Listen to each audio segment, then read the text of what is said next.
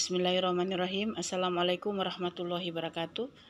Teman-teman sekalian yang masih mengikuti channel saya, saat ini saya coba tayangkan kegiatan kami sesudah mengikuti review NSPK selama 2 hari berturut-turut.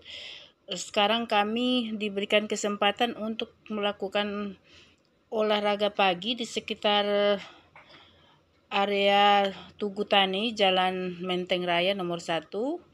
Dan teman-teman sekalian, memang tempat ini sudah sangat menjadi tempat favorit bagi mereka yang melakukan jogging, bersepeda, kemudian jalan pagi di sekitar tempat ini, apakah dia kegiatan family time ataupun kegiatan-kegiatan kedinasan yang dilakukan oleh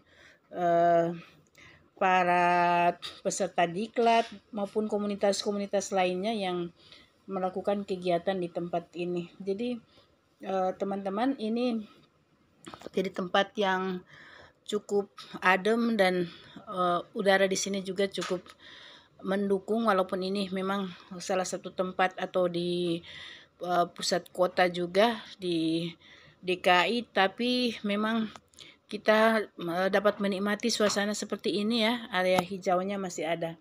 Dan di sekitar tempat ini memang ada beberapa gedung yang memang cukup menjadi tempat juga untuk kita bisa sekaligus melihat langsung bagaimana gedung-gedung megah yang ada di sekitar area Tugu Tani, yaitu seperti gedung Dana Pala, gedung Lemhanas, dan tentu saja Tugu Tani itu sendiri, teman-teman.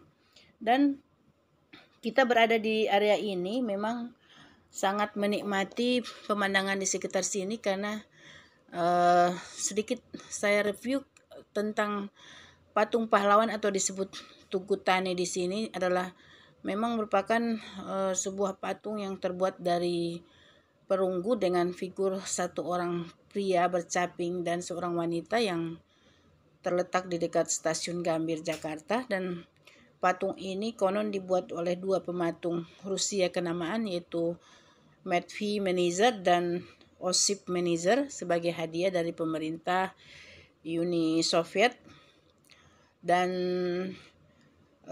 atas persahabatannya dengan Indonesia itu, makna dari gedung tersebut berbeda-beda dari segi simbol maupun dari sisi historisnya. Kami berada di sini pas di berhadapan dengan gedung Dharma Pala dan gedung Lemhanas. Memang bisa menikmati langsung bagaimana keadaan atau situasi pagi hari ketika ada kendaraan yang lalu lalang walaupun dalam jumlah sedikit. Kemudian ada juga beberapa komunitas pelari, termasuk mereka yang berolahraga. Aktivitas kami juga sendiri yang baru selesai mengikuti kegiatan. Dan memang secara kenampakan, teman-teman sekalian, saya berada di depan gedung pelatihan konsultan yang ada di depan saya ini, dan nanti arah kanan masih di kawasan Menteng ini kita bisa melihat juga berbagai gedung-gedung yang cukup megah, dan ini tentu saja menjadi tempat untuk komunitas ataupun para peserta-peserta kegiatan dari berbagai daerah yang sempat sini. Nah, di depan saya ada halte Tugu Tani. Mereka yang sempat ke sini tentu ada yang mau berolahraga ataupun mau sekedar jalan-jalan, memang bisa menikmati situasi pagi di sini. Teman-teman sekalian, secara kenampakan Tugu Tani ini memang terbuat dari bahan perunggu dengan figur seorang wanita bersanggul dan mengenakan kebaya, kemudian memberikan pembekalan makan kepada figur seorang pria yang berdiri tegak. Jadi di situ digambarkan dengan mengenakan caping topi yang biasa digunakan golongan petani di Indonesia, seperti itu. Di sini kelihatan teman-teman dari sini. Kemudian dengan senjata berlaras panjang lengkap dengan belati dan patung ini menciptakan sebuah keluarga yang pergi berjuang untuk kebebasan, di mana di alas patung itu tersebut tertulis hanya bangsa yang dapat menghargai pahlawannya yang dapat menjadi bangsa besar. Kita setuju ya dengan kalimat atau filosofi dari kalimat tersebut. Dan sedangkan versi lain itu menceritakan bahwa asal usul pembangunan Tugu Tani berhubungan dengan penoklaiman daerah Irian Barat. Jadi seperti itu. Jadi ada pengklaiman daerah Irian Barat dalam sebuah buku yang diceritakan bahwa Presiden Soekarno menginginkan Tugu Tani ini dibuat untuk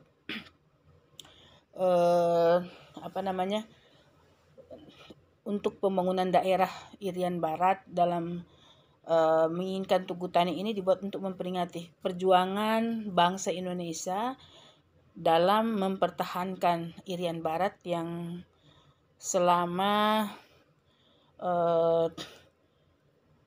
ini dikuasai oleh Belanda dibangun sejak tahun 1963. Sedangkan proses pembuatan patung hingga menyerupai seorang petani dan wanita diperoleh dari perjalanan Manizer, jadi pematung asal Rusia tadi, ketika mengunjungi Indonesia pada tahun 1960.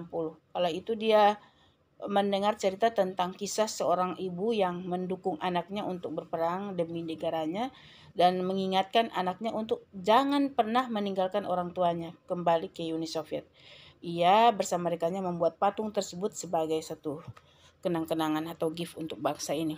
Nah, teman-teman sekalian, itu mungkin hal yang dapat saya ceritakan sedikit tentang Tugu Tani ini. Kita akan lanjut lagi dengan olahraga pagi, jogging di sekitar wilayah area Tugu Tani, dan setelah itu mungkin kita akan bergabung dengan kelompok lainnya sesudah olahraga pagi. Dan tentu teman-teman, hal yang paling membahagiakan pada pagi hari ini adalah kita akan menyelesaikan semua agenda kegiatan, dan tentu saja sesudah itu kita akan kembali ke daerah masing-masing. Dan teman-teman yang masih mengikuti channel saya, kita berdoa dan berharap bersama semoga pandemi ini segera berakhir.